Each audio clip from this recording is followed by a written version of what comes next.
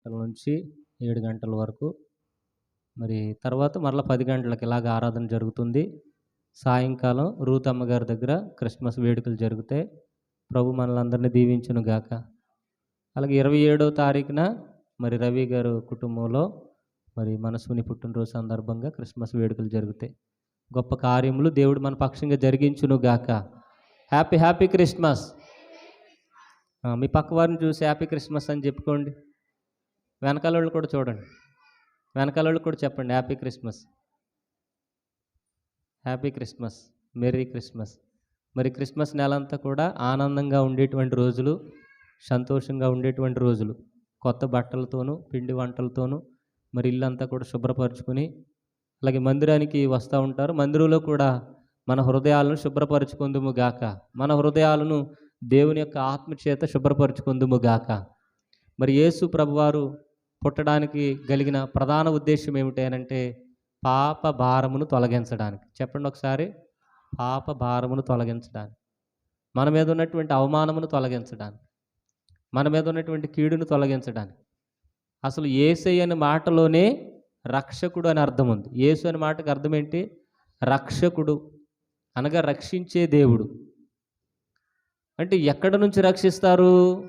ప్రతి విషయంలో నీకున్న ఆపదలు, నీకున్న కష్టాలు, నీకున్న శ్రమలు, నీకున్న ఇబ్బందులు, అన్ని విషయాల్లో నుంచి కూడా ఈ రక్షకుడు రక్షిస్తారు. అలాగే క్రీస్తు అనే మాటకు అర్థము చెప్పండి, అభిషేక్తుడు. అంటే దేవుని చేత అభిషేకించబడి ఈ భూలోకానికి వచ్చారు పాప భారమును తొలగించడానికి. మరి మత్తయి సువార్త 2వ అధ్యాయం 2వ వచనంలో ఒక మాట ఉంటుంది, అక్కడ చదువుదాం. మత్తయి సువార్త 2వ అధ్యాయం 2వ వచనం. యూదుల రాజుగా పుట్టినవాడు ఎక్కడున్నాడు? తూర్పు దిక్కున మేము ఆయన నక్షత్రమును చూచాము అని తూర్పు దేశ జ్ఞానులు తెలియపరుస్తున్నారు. యూదులు రాజుగా పుట్టారు, యూదుల్ని దేవుడు ఏర్పాటు చేసుకున్నారు. యేసు ప్రభువారు ఎవరైనంటే ఈ లోకానికి రాజు, మనలందరినీ పరిపాలించడానికి త్వరలో రాజుగా రాబోతున్నాడు, రాజకుమారుడుగా. 10వ వచనం కూడా ఒకసారి చదువుతాం. 10వ వచనం. వారు ఆ నక్షత్రమును చూచి అత్యానంద భరితులై ఇంటిలోనికి వచ్చి తల్లి అయిన మరియను ఆ శిశువును చూచి సాగిలపడి ఆయనను పూజించి తమ పెట్టెలు విప్పి బంగారము, సాంబ్రాణి, బోళమును కానుకలుగా సమర్పించారు. హల్లెలూయా. దేవుడు మానవుడిగా మరి పుట్టడం అసాధ్యమైన దాన్ని సుసాధ్యం చేశారు. యాక్చువల్లీ దేవునికి పుట్టుక మరణాలు ఉండవు. దేవునికి ఉంటాయా? పుట్టుక మరణాలు ఉండవు. ఒకవేళ పుట్టుక మరణాలు ఉంటే ఆయన మరి దేవుడు అవరు. కానీ ఆయన రావడానికి కలిగిన ప్రధాన ఉద్దేశం ఏమిటి అంటే మరి పాపంలో ఉన్నటువంటి మానవుడిని విడిపించడానికి. అందుకని ఆయన పుట్టుక మనలాంటి పుట్టుక కాదు. ఆయన వచ్చారు ఈ లోకానికి. చెప్పండి ఒకసారి. ఈ లోకానికి వచ్చారు, మన కొరకు వచ్చారు, మానవ రూపంలో జన్మించారు. మానవ రూపంలో, అది కూడా శిశు బాలుడుగా. మరి జంతు రూపంలో వస్తే అందరూ తిడతారు, కొడతారు, తరిమేస్తారు. అదే దేవుడిగా వస్తే మానవులు భస్మం అయిపోతారు. దేవుడు అన్నారు, ఆకాశము నా సింహాసనం, భూమి నా పాదపీఠం అని. దేవదూతల రూపంలో వస్తే మరి మనుషులు భయపడతారు. అందుకని మానవ రూపంలో మనుష్య కుమారుడిగా నరావతారిగా భూమి మీదకి వచ్చారు. హల్లెలూయా. కాబట్టి దేవుడు యేసు ప్రభువారు పుట్టినటువంటి విధానంలో పుట్టిన తర్వాత ఆయన ఏమి దేవుని కుమారుడని మర్చిపోలేదు. మనమైతే పుట్టిన తర్వాత మర్చిపోమా? మనం ఎక్కడి నుంచి వచ్చామో మనకు తెలియదు, ఎందుకు పుట్టామో మనకు తెలియదు, మన తల్లిదండ్రులు ఎవరో మనకు తెలియదు. పుట్టిన తర్వాత అమ్మ అని పిలిస్తే పక్కన ఉంది కాబట్టి ఈవిడ అమ్మేమో అని నేర్చుకుంటాం. ఆ అమ్మ నేర్పుతుంది, ఈయన డాడీ అని నేర్పుద్ది, పలానాయన బాబాయ్ అని, పలానాయన అక్క అని, పిన్ని అని నేర్చుకుంటాం భూమి మీదకి వచ్చి. కానీ యేసు ప్రభువారు నేర్చుకోలేదు, నేర్పడానికి వచ్చారు. గట్టిగా చప్పట్లు కొట్టి దేవుని నామమున మహిమపరచు. ఆయన పుట్టుక ఆయనకి తెలుసు. 300 గుర్తులు యేసు ప్రభువారికి మరి పాత నిబంధన గ్రంథంలో ఉన్నాయి. ఆయన ఎందుకు పుట్టారు ఆయనకు తెలుసు. ఆయన అన్నారు, ఈ సృష్టి ఆరంభము కాకమునిపే నేనున్నాను, ఈ సృష్టి ఆది నుండే నేనున్నాను. మనం అనగలుగుతాం ఆ మాట? ఏదైనా మానవుడు అనగలుగుతాడా? అంత మాత్రమే కాదు, ఆయన అంటున్నాడు, నేను అబ్రాహాము కంటే ముందున్నానని. ఆయన పుట్టుక ఆయనకు తెలుసు. ఎందుకు వచ్చారో ఆయనకు తెలుసు, ఏమి జరిగించడానికి వచ్చారో ఆయనకు తెలుసు. హల్లెలూయా. కాబట్టి మరి యోహాను సువార్తలో ఉంటుంది, సమస్తము ఆయన మూలముగా కలిగినవి. కానీ పుట్టబోయేటువంటి శిశువు, పుట్టినటువంటి ఆ శిశువు సామాన్యమైన శిశువు కాదు, అందరినీ ఆశ్చర్యపరిచినటువంటి శిశువు. అనేకులను ఆశ్చర్యానికి గురి చేసి చిన్న వయసులోనే రాజుకి ముచ్చెమటలు పట్టించినటువంటి శిశువు, చిన్న వయసులోనే జ్ఞానుల్ని ఆకర్షించినటువంటి శిశువు. బలో క్రీస్తు మహారాజుకు. కాబట్టి యేసు ప్రభు అని అంటే ఆషామాషి మానవుడు కాదు, ఆషామాషి దేవుడు కాదు. యేసు ప్రభు అని అంటే ఆయన ఉన్న దేవుడు. యేసు ప్రభు అని అంటే మనల్ని రక్షించడానికి వచ్చిన దేవుడు. యేసు ప్రభు అని అంటే మన కొరకు ఆయన వచ్చి మనల్ని మరల పరలోకానికి తీసుకుని వెళ్ళడానికి ఉన్నటువంటి దేవుడు. హల్లెలూయా. కాబట్టి యేసు ప్రభు ఏ వంశంలో పుట్టాలో, ఏ విధంగా ప్రయాణం చేయాలో, ఏ విధంగా జీవించాలో సమస్తాన్ని పాత నిబంధనలో వ్రాయబడి ఉంది. యెషయా గ్రంథం కానీ, మీకా గ్రంథం కానీ, సంఖ్యాకాండము కానీ. సంఖ్యాకాండములో అయితే యాకోబులో నక్షత్రం ఉదయించునని, యోధా మీద నుండి రాజదండము తొలగదని మరి ప్రభువారు తెలియపరిచారు. హల్లెలూయా. కాబట్టి అందుకని బైబిల్ అధికంగా చదవాలి. బైబిల్ అధికంగా చదివితేనే యేసు యొక్క పుట్టుక, దేవుని యొక్క చిత్తము, దేవుని యొక్క ప్రణాళిక మనకు తెలుస్తుంది. ప్రస్తుత దినాల్లో బైబిల్ చదివేవారు తగ్గిపోయారు. హేరోదు రాజుని అడిగారు, యూదుల రాజుగా పుట్టినవాడు ఎక్కడ ఉన్నాడని. ఆయన ఉండడానికి యూదుల రాజే, కానీ యోధా మతంలో ఉన్నటువంటి యొక్క మరి దేవుని లక్షణాలు వారికి తెలియదు. ఉండడానికి యూదుల రాజే కానీ ధర్మశాస్త్రం తెలియదు, ఉండడానికి యూదుల రాజే కానీ బైబిల్ తెలియదు, ఉండడానికి యూదుల రాజే కానీ ప్రవచనం తెలియదు, ఉండడానికి యూదుల రాజుగా ఉన్నాడు కానీ దేవుని చిత్తం ఏమాత్రం కూడా తెలియనటువంటి వాడుగా ఉన్నాడు. పేరుకు మనం క్రైస్తవులుగానే ఉన్నాము కానీ బైబిల్ని చదవలేనటువంటి స్థితిలో ఉన్నాం. వెంటనే అక్కడ ఉన్నటువంటి పరిచయుల్ని, శాస్త్రులను పిలిపించుకొచ్చి యూదుల రాజుగా పుట్టినవాడు ఎక్కడున్నాడు అని చెప్పేసి మరలా అక్కడ ఉన్నటువంటి ధర్మశాస్త్రోపదేశకుల్ని అడగవలసి వచ్చింది. హల్లెలూయా. మనము అటువంటి స్థితిలో ఉండకూడదు. బైబిల్ ఉన్నతమైనటువంటి గ్రంథము, దేవుడు వ్రాసినటువంటి గ్రంథము, గ్రంథాల సముదాయము, గ్రంథ రాజ్యము. కాబట్టి బైబిల్ని ఎవరైతే చదువుతారో వారి జీవితాలు దీవించబడునుగా. బైబిల్ ఎవరైతే చదువుతారో వారి బ్రతుకులు మార్చబడునుగా. బైబిల్ని ఎవరైతే ఎక్కువగా అమితంగా ప్రేమించి చదువుతారో దేవుని చిత్తంలో వారు నిలుచునుగాక. హేరోదు రాజు చదవలేదు, తర్వాత చదివించుకున్నాడు. మీకా గ్రంథం 5:2 యోదయ, బెత్లెహేమ, ఎఫ్రాతా, నీవు యోధా ప్రధానుల్లో ఏమాత్రం అల్పమైన దానము కాదు. యూదుల్ని ఏలబోయేటువంటి రాజు, తరతరాలని ఏలబోయేటువంటి రాజు, పురాతన కాలం మొదలుకొని శాశ్వత కాలం వరకు ఉండేటువంటి రాజు నీలో నుండే వస్తారు అని తెలియపరిచారు. హల్లెలూయా.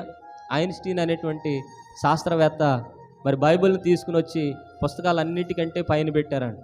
ఐన్స్టీన్ అనేటువంటి శాస్త్రవేత్త బైబిల్ తీసుకుని వెళ్ళి పుస్తకాలన్నిటికంటే పైన పెట్టారు. పైన పెట్టి అంటున్నాడు, ఈ పుస్తకాలన్నిటికంటే గొప్ప పుస్తకం బైబిల్ గ్రంథం అని తెలియపరుస్తున్నారు. హల్లెలూయా.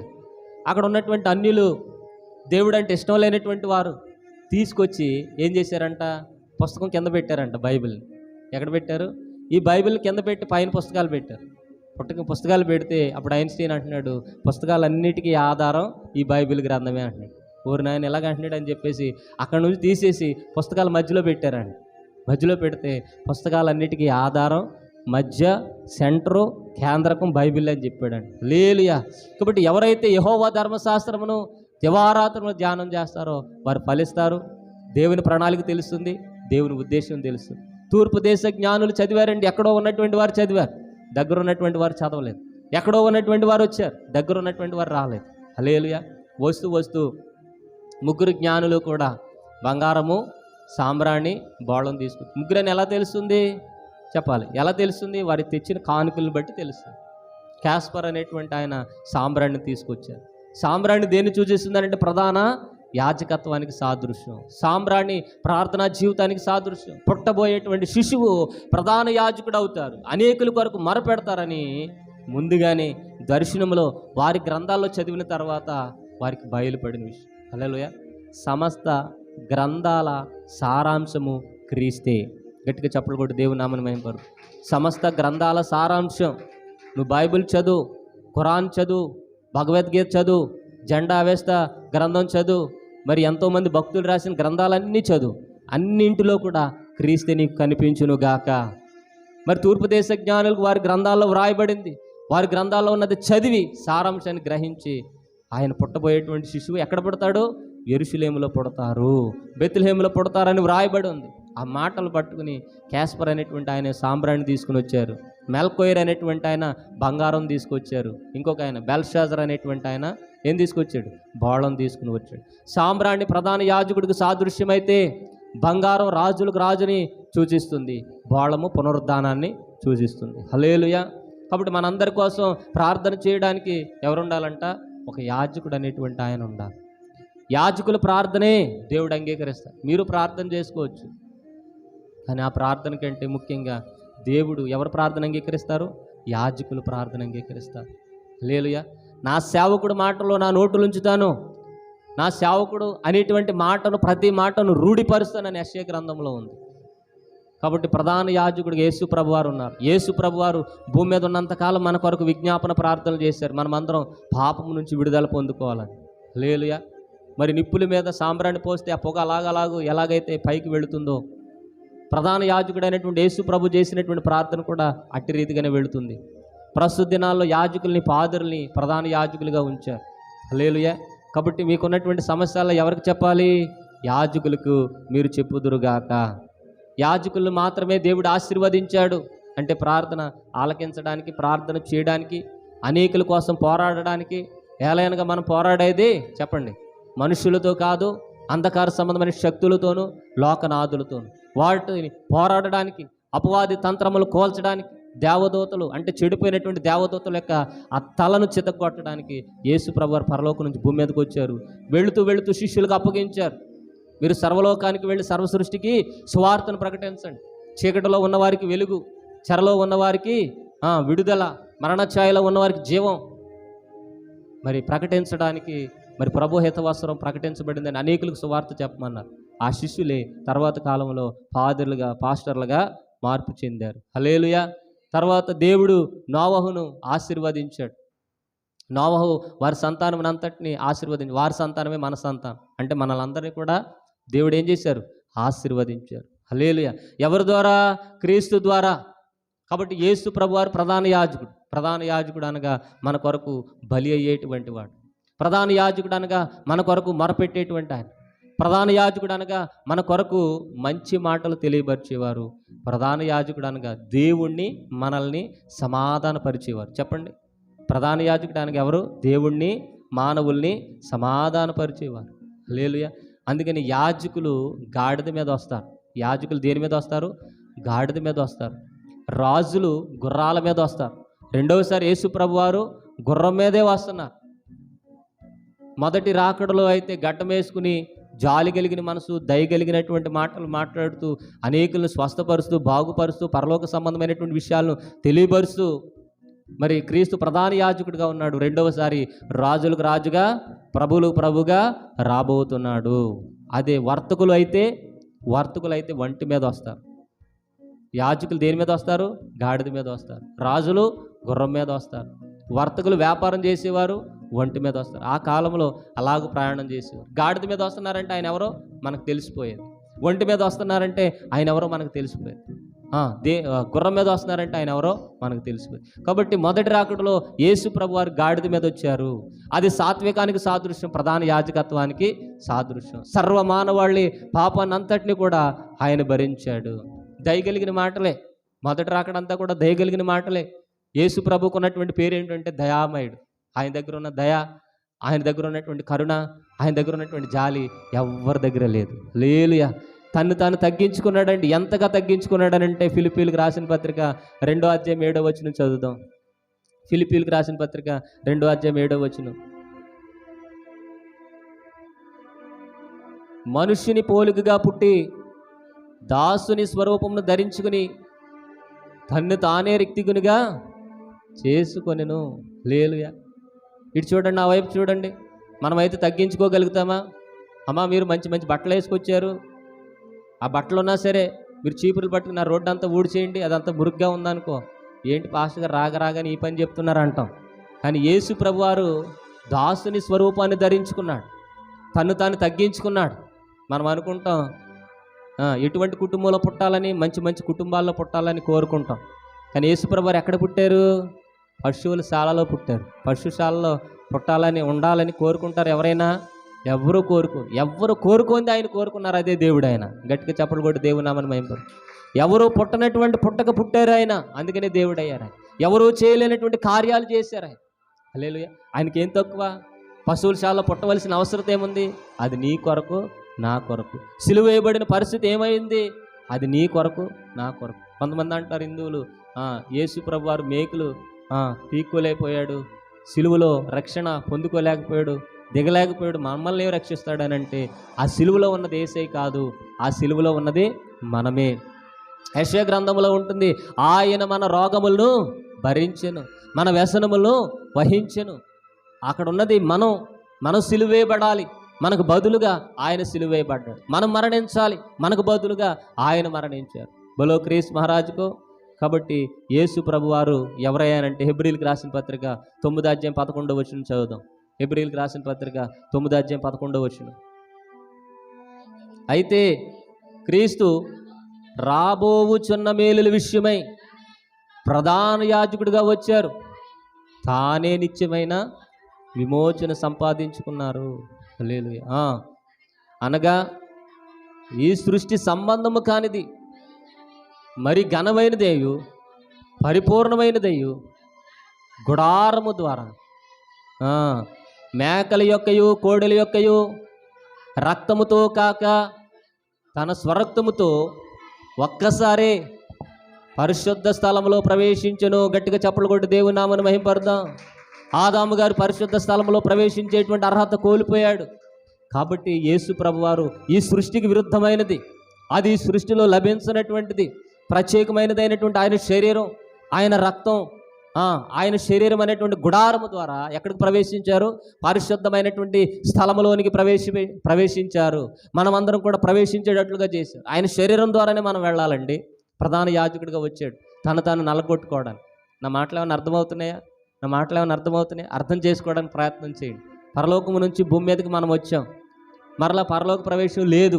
ఎందుకు లేదు చెప్పాలి? ఎందుకు లేదు? పాపం వలన ఆ పరలోక ప్రవేశం లేదు. మరలా పరలోకం తీసుకుని వెళ్ళడానికి, తండ్రి దగ్గరికి తీసుకుని వెళ్ళడానికి యేసు ప్రభువారు వచ్చి తన శరీరాన్ని నలగొట్టుకుని తన శరీరం ద్వారా రమ్మని ఆహ్వానం పలుకుతున్నారు. ఇది పరలోక సంబంధమైన నియమం, పరలోక సంబంధమైనటువంటి కట్టడ, పరలోక సంబంధమైనటువంటి పరిపాలన. ఒక ఊరు వెళ్ళామంటే ఆ ఊరిలో ఒక కట్టుబాటు ఆచారం ఉంటుంది, ఉంటుందా ఉండదా? ఒక దేశం వెళ్ళామంటే అక్కడ ఒక కట్టుబాటు రాజ్యాంగం అనేది ఉంటుంది. ఒక రాష్ట్రం వెళ్ళామంటే అక్కడ ఒక పద్ధతి ఉంటుంది. మన చోట మనకు ఒక పద్ధతులు ఉంటాయి. పెళ్ళిళ్ళ దగ్గర ఒక పద్ధతి ఉంటుందా ఉండదా చెప్పాలి?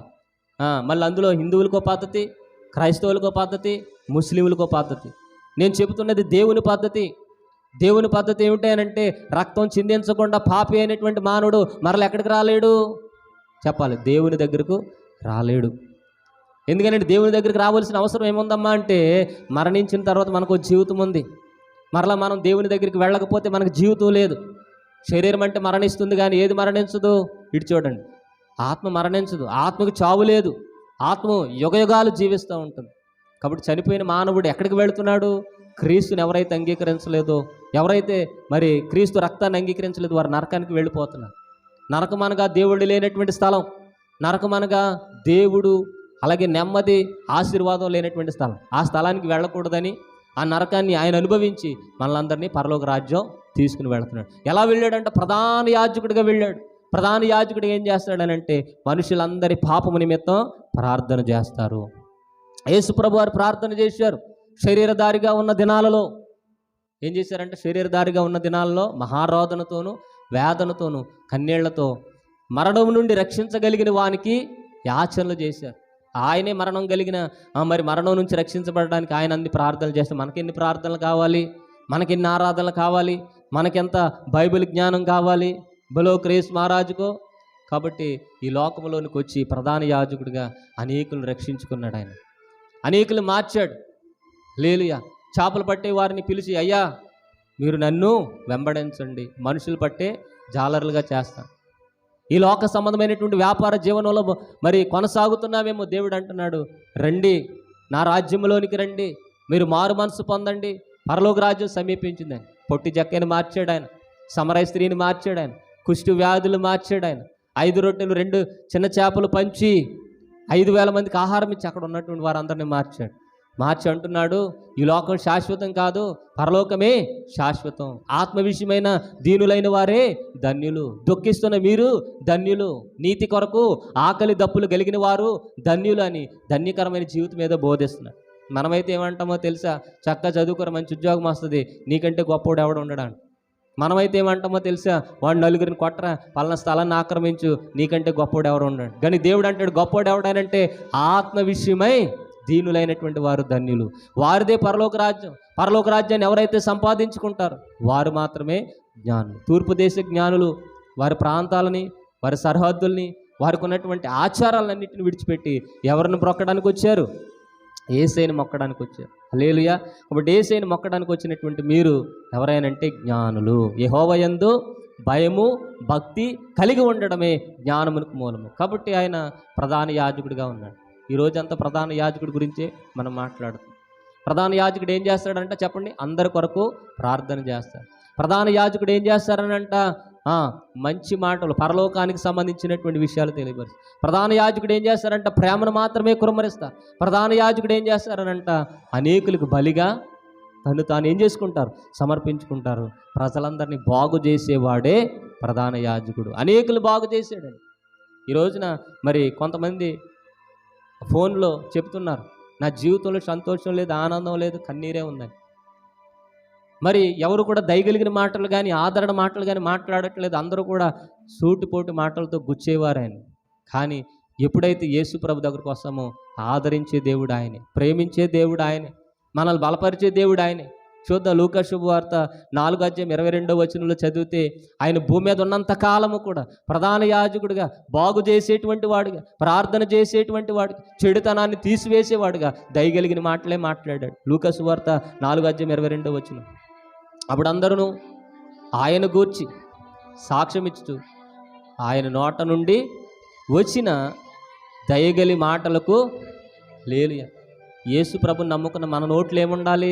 ఇటు చూడండి, దయగలిగిన మాటలే ఉండునుగాక. నీ మాట ఈ రోజు నుంచి దయగలిగిన మాట నువ్వు మాట్లాడినట్లయితే నిజమైన క్రిస్మస్ నీలోనే ప్రారంభమవుతుంది. లేలుయ. మీ పక్క వారికి చెప్పండి, క్రిస్మస్ సందర్భంగా దయగలిగిన మాటలు మాట్లాడమ్మానని. తిట్టకండి, బట్టలు లేవని, అవి లేవు ఇవి లేవని తిట్టకండి. మీ భార్యలు కానీ, మీ భర్తలు కానీ, మీ పిల్లలు కానీ ఎవరిని తిట్టకండి. దయగలిగిన మాటలే మాట్లాడండి. యేసయ్య ఉన్నాడు, మనకిస్తారండి. హల్లెలూయా. కాబట్టి ప్రధాన యాజకుడిగా ఆయన వచ్చాడు కనుక ప్రధాన యాజకత్వాన్ని మనం తీసుకుని అనేకుల కొరకు మొరపెట్టుదుముగాక. అలాగే లూకా సువార్త 6:12 చదువుతాం. లూకా సువార్త 6:12. అమ్మా, ఆ దినముల యందు ఆయన ప్రార్థన చేయుటకు కొండకు వెళ్ళి దేవుని ప్రార్థించుట యందు రాత్రి గడిపెను. ఉదయమైనప్పుడు ఆయన తన శిష్యులను పిలిచి వారిలో పేరు పెట్టింది చాలండి. ఆయన ఆ దినముల సమయం అందు ఏం చేశాడంటే ప్రార్థనలో ఉన్నాడండి. ఎప్పుడైనా ప్రార్థనలో ఉన్నావా? ప్రార్థన అంటేనే ఇష్టం లేనట్టుగా ఏదో కషాయం తాగినట్టుగా ముఖం పెడతారు. వాళ్ళ చోట ప్రార్థన జరుగుతుంది రెండమ్మని అంటేనే అదో రకంగా మారిపోతూ ఉంటారు. కానీ యేసు ప్రభు భూమి మీద ఉన్నంతకాలం ఏం చేశారంట? ప్రార్థన ప్రార్థన ప్రార్థన. ప్రార్థనే మన ఆయుధం, ప్రార్థనే మన శక్తి, ప్రార్థనే మన బలం. ఈ లోకంలో ధనం చేయలేనటువంటి కొన్ని కార్యాలు ఏం చేస్తుందంట? ప్రార్థన చేస్తుంది. కాబట్టి ప్రార్థన ఎవరు చేయాలి? యాజకుడు చేయాలి. ప్రార్థన ఎవరు చేయాలి? మీరు చేయాలి. హల్లెలూయా. మీ ప్రార్థన కంటే దైవజనుల ప్రార్థన త్వరగా దేవుడు అంగీకరిస్తారు. హల్లెలూయా. అందుకని కొంతమంది, అయ్యా నాకు బలహీనత ఉందని మరి పాదిరి గారికి అంటే పాస్టర్ గారికి నాకు చేస్తూ ఉంటారు. ఎందుకు? మీకు కూడా చేసుకోవచ్చు కదా, మీరు కూడా చేసుకోవచ్చు కదా. కానీ ఎందుకు ఫోన్ చేస్తారు ప్రార్థన చేయమనంటే యాజకుని ప్రార్థన త్వరగా దేవుడు అంగీకరిస్తాడు. హల్లెలూయా. కాబట్టి యేసు ప్రభు వారు కూడా అనేకుల కోసం ప్రార్థన చేశారు. పాత నిబంధనలు అయితే మోషే గారికి కూడా ఏదైనా సమస్య ఉంటే ఇజ్రాయేల్ ప్రజలందరూ ఎవరికి చెప్పేవారు? మోషేకి చెప్పేవారు. మోషే గారు ఎవరికి చెప్పేవారు? దేవునికి చెప్పేవారు. మరలా దేవుడు ఎవరికి చెప్పేవారు? మోషే గారికి చెప్పేవారు. మరలా మోషే గారు ఎవరికి చెప్పేవారు? దేవునికి చెప్పేవారు. ఇది ఒక ప్రాసెస్. దేవుడు ఏర్పాటు చేసిన నియమం. ప్రార్థన అనగా దేవుడు ఏర్పాటు చేసిన ఈ నియమం మీరు మాకు చెప్పాలి, మేము దేవునికి చెప్పాలి. మరలా దేవుడు మాకు చెప్తాడు, మరలా మేము మీకు చెప్పాలి. ఇది ఒక ప్రాసెస్. అలాగే మరలా పరలోక రాజ్యం వెళ్ళాలనంటే యేసు ప్రభు శరీరం ద్వారానే, పరలోక రాజ్యం వెళ్ళాలనంటే ఆయన రక్తం ద్వారానే. ఆయన ప్రధాన యాజకుడిగా ఎక్కడికి వెళ్ళాడు? పరలోక రాజ్యానికి వెళ్ళాడు. హల్లెలూయా. కాబట్టి ఏదైనా తోటలో పడిపోయినటువంటి మానవుని రక్షించడానికి మొట్టమొదటిగా పాపం చేసి మహిమను పోగొట్టుకున్నారు ఆదామవ్వలు. ఏం పోగొట్టుకున్నారు? మహిమను పోగొట్టుకుని వారిలోనికి సిగ్గొచ్చి ఆ సిగ్గుని కప్పుకోవడానికి, ఆ పాపాన్ని కట్టుకోవడానికి ఏం చేసిందంట అవ్వమ్మ గారు? ఆకులు చుట్టిందంట. ఆకులు ఏమన్నా పాపాన్ని పోగొడతాయా? ఆ ఆకులు ఏమన్నా సిగ్గుని కాపాడుతుందా? మొట్టమొదటి టైలర్ అవ్వమ్మ గారేనేమో. చాలామంది ఇళ్లలో మిషన్లు ఉంటాయి, ఎందుకని ఎక్కువ స్త్రీలే మిషన్లు కుడుతూ ఉంటారు. ఆ రోజు మరి అవ్వమ్మ గారు కుట్టిందేమో, ఒరే నా కోసమే కదా పండు తిన్నావు, నీ దారినేదో నువ్వు పోతే వదిలిపోయేది, నువ్వు నా అందాన్ని చూసి నా మాంసంలో మాంసమా, నా ఎముకల్లో ఎముక అన్నావు, నేనే ఇప్పుడు నీకు నానా తంటాలు తీసుకొచ్చాను, దేవుడి దగ్గరికి వెళితే నీకు సుఖంగా ఉండేదేమో, నువ్వు నాతోటే వచ్చావు, నాతో పాటే మరణించడానికి, నాతో పాటే ఏదోలోంచి బయటికి రావడానికి ఇష్టపడ్డా కనుక నీకోసం ఆకులు చేస్తానని. ఏం ఆకులు అంటాయి? చెప్పాలి. ఏం ఆకులు కుట్టారు కచ్చడల కింద? అంజూరపు ఆకులు. హల్లెలూయా. మరి అంజూరపు ఆకు ఎలాగుందో, ఆమె దేంతో కుట్టిందో, ఏ సూదితో కుట్టిందో, ఏ ముళ్ళుతో కుట్టిందో. హల్లెలూయా. ఎండేస్తే ఆకులు ఏమైపోతాయి? తుఫాను వస్తే ఆకులు ఏమైపోతాయి? వర్షం వస్తే ఆకులు ఏమైపోతాయి? రాలిపోతాయి. హల్లెలూయా, వాడిపోతాయి. కాబట్టి మన సొంత ప్రయత్నం పాపాన్ని తీయలేదు. చెప్పండి ఒకసారి, మన సొంత ప్రయత్నం పాపాన్ని తీయలేదు. కొంతమంది రంగురంగుల బట్టలు వేసుకుని వాళ్ళు సొంత ప్రయత్నాలు చేస్తున్నారు. పాపం రోడ్ల మీద ఎంతలా నడిచి వెళ్తారు, కాళ్ళు లాగేస్తూ ఉంటాయి, కాళ్ళు నొప్పులు, కాళ్ళు అరిగిపోతూ ఉంటాయి. వాళ్ళు అనుకుంటారు సొంత ప్రయత్నం ద్వారా పాపాన్ని తొలగించుకోవచ్చు అనుకుంటారు. సొంత ప్రయత్నం ద్వారా లేదా గడ్డాలు మీసాలు పెంచడం ద్వారా ఏం చేయొచ్చు అనుకుంటారు? పాపాన్ని తొలగించుకోవచ్చు అంటారు. కానీ సొంత ప్రయత్నం ద్వారా అది జరగదు. పాపాన్ని ఎవరు తొలగించాలి? ఎవరు తీసివేసేయాలి? దేవుడే తీసివేయునుగాక. అందుకని మీ అంజూరపు ఆకులు పక్కన పెట్టండి రా నాయన, అవి చూసి నాకే సిగ్గేస్తుందని యేసు ప్రభువు వారు పరలోకం నుంచి భూమి మీదకి వచ్చి గొర్రె పిల్లను వధించారు. గట్టిగా చప్పట్లు కొట్టి దేవుని నామమున మహిమ. గొర్రె పిల్లను వధించి వారికి చర్మపు చొక్కాలు తొడిగించారు. ఏం తొడిగించారమ్మా? చర్మపు చొక్కాలు. హల్లెలూయా. అప్పుడు వారు సిగ్గు ఏమైపోయిందంట? కాపాడబడింది. వారి పాపము కప్పబడింది. యేసు ప్రభు వారు కూడా తన శరీరము ద్వారా, తన రక్తము ద్వారా ఏం చేస్తున్నారంటే ప్రతిరోజు పాపాన్ని కప్పుతున్నారు, పాపాన్ని తీసివేస్తున్నారు. అందుకని ఎవరైతే నా శరీరమును తిని నా రక్తమును త్రాగుతారో వారు నిత్య జీవం కలిగిన వారు. ఆనాడు ఏదైనా తోటలో వదకు తేబడినటువంటి గొర్రెపిల్ల, ఆదమవుల కోసం చనిపోయినటువంటి గొర్రెపిల్ల ఎవరయ్యానంటే చెప్పాలి, నజరేయుడైన యేసు ప్రభు వారు.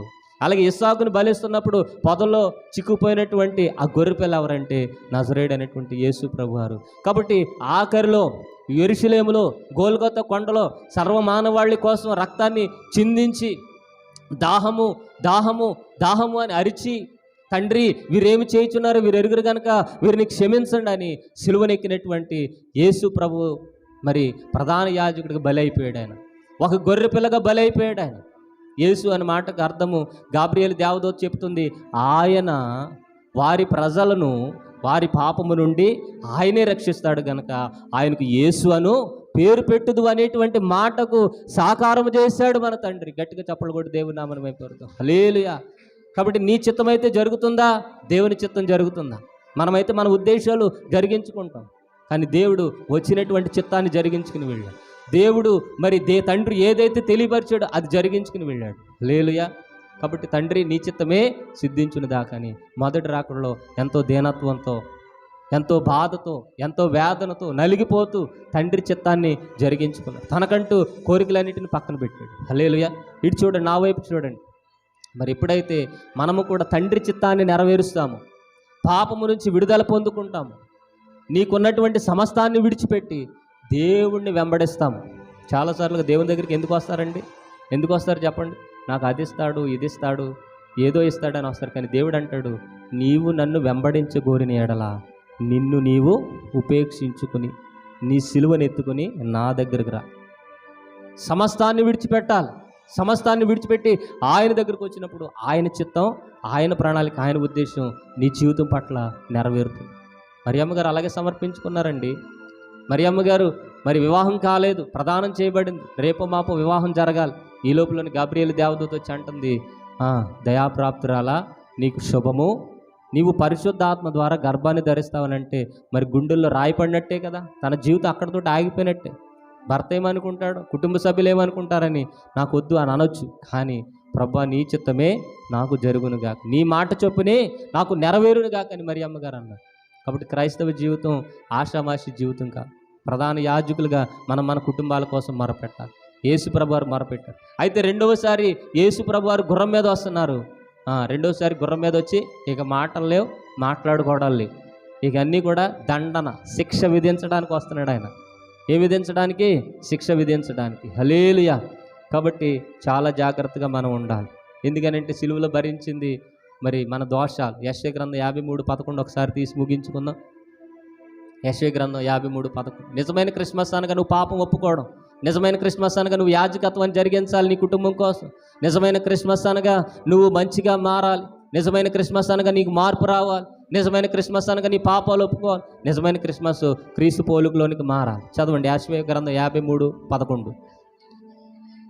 అతడు తనకు కలిగిన వ్యాధను చూచి తృప్తి పొందును, నీతిమంతుడైన నా సేవకుడు శరీర దోషములు భరించి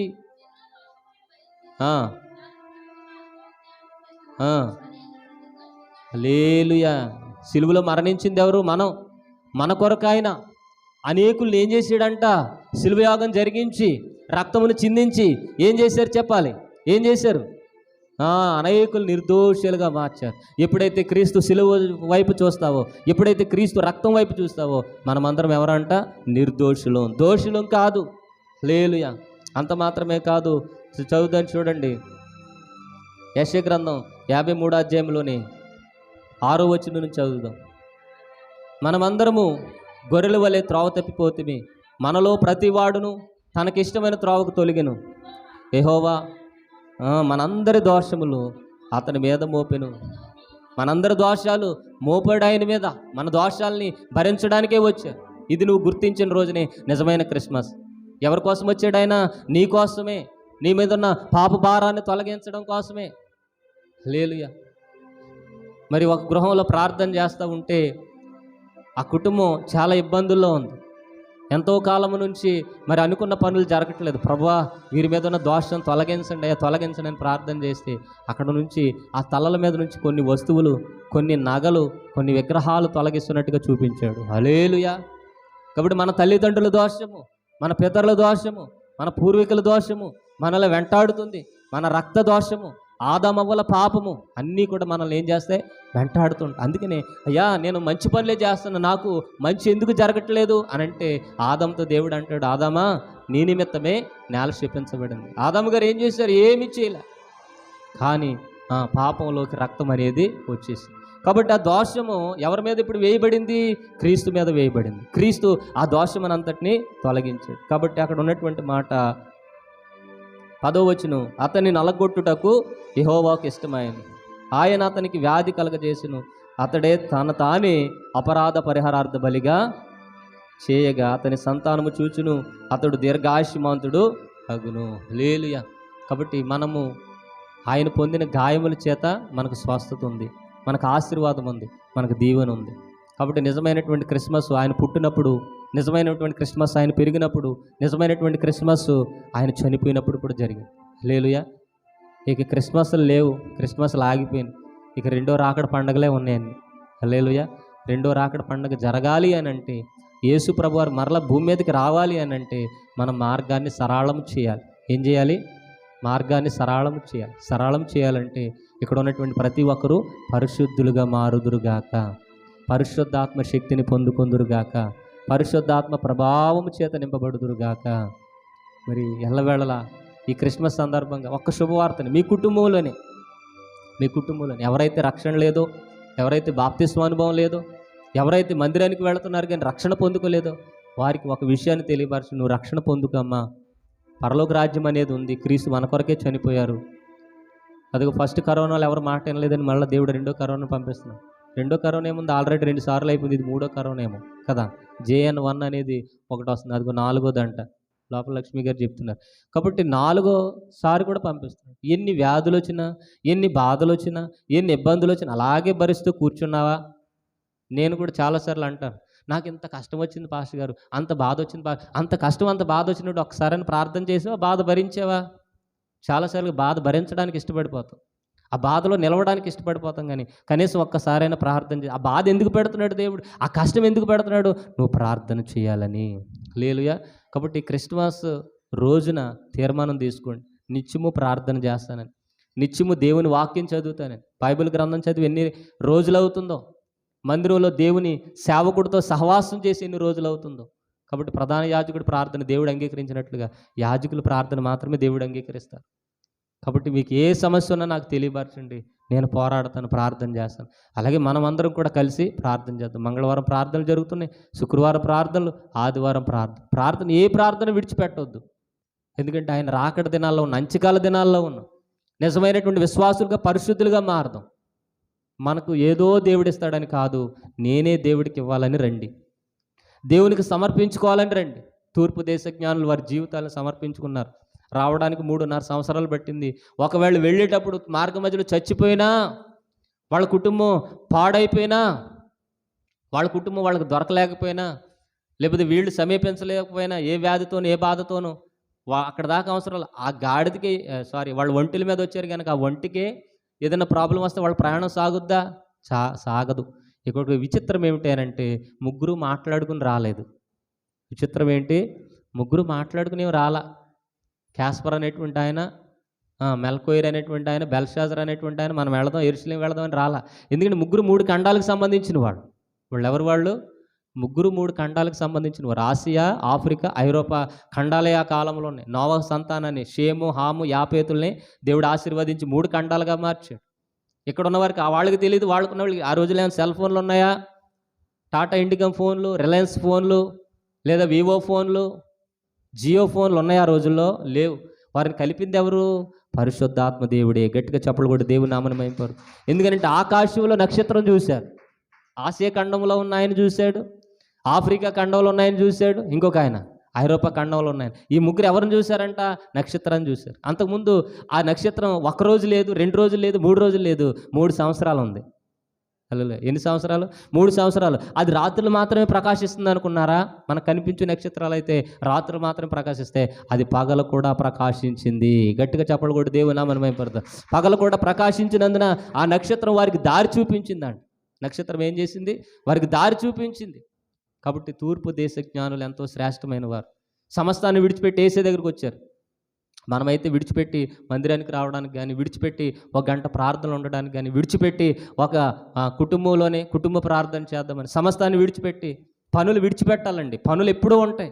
వండుకోవడం, తినటం, బట్టలు ఉతుక్కోవడం, తోముకోవడం అన్నీ రోజు ఉంటాయి. కానీ ప్రార్థన సమయానికి విడిచిపెట్టాలి. ప్రార్థన సమయానికి ఎంత పనులు ఉన్నా సరే సమస్తాన్ని విడిచిపెట్టి ఆయన దగ్గరికి రావాలి. తూర్పు దేశ జ్ఞానులు వచ్చారు, జ్ఞానులయ్యారు. హల్లెలూయా. మనము కూడా విడిచిపెట్టి ఆయన దగ్గరికి వచ్చినప్పుడు జ్ఞానులమవుదుం గాక. కాబట్టి క్రిస్మస్ సందర్భంగా పాపానికి గురవనని, లోక ఆశలకు గురవనని, దేవునికి సమర్పించుకుంటానని, ప్రధాన యాజకత్వం నేను తీసుకుంటానని, అనగా నీ కుటుంబం కోసం, నీ కొరకు ఎవరైతే రక్షణ పొందలేదో వారికి సువార్త అందిస్తానని తీర్మానం తీసుకుందాం. హల్లెలూయా. మరొక పాట పాడుతుండగా కానుకలు పట్టి తర్వాత ఆరాధనలోనికి వెళదాం. ఒక పాట పాడదాం. మరి ఈ రోజున క్రిస్మస్ కనుక డ్యాన్స్ చేసే పిల్లలు ఎవరైనా ఉంటే వేయండి.